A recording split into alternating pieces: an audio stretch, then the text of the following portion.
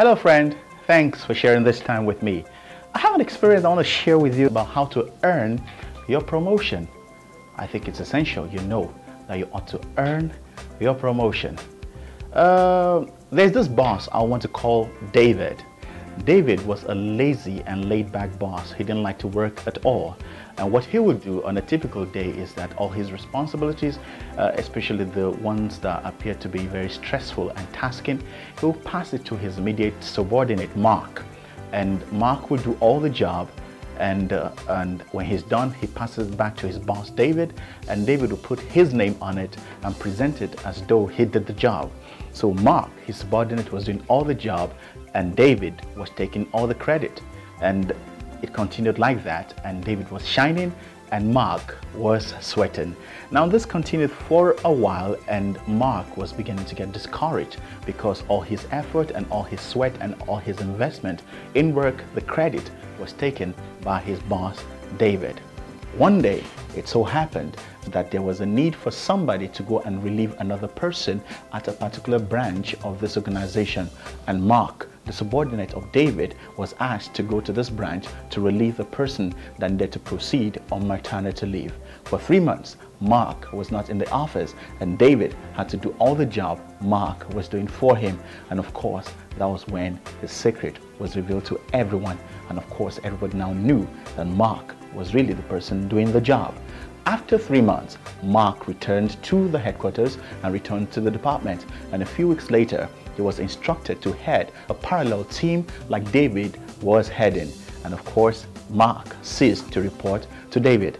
A few months later, there was the need for them to appoint the head of department.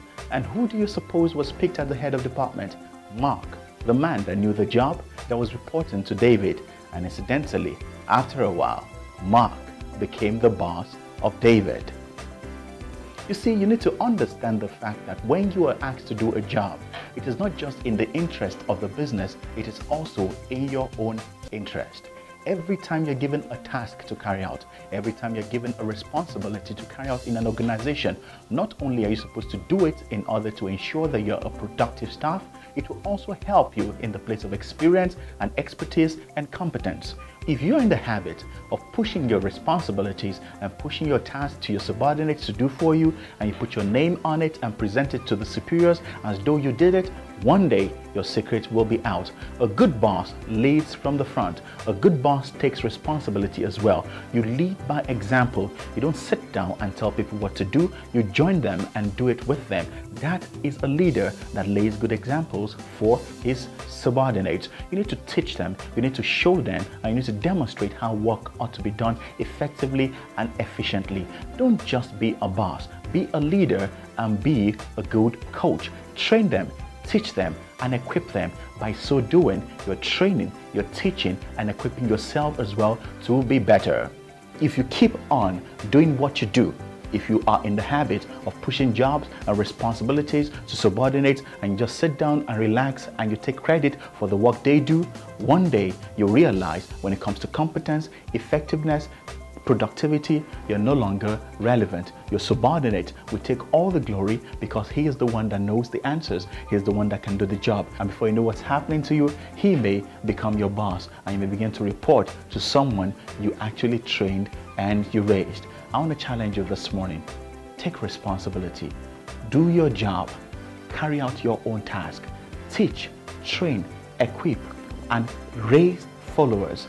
Hand over a baton to your subordinate. Don't let them be in the race and you sit by the side of the track watching them.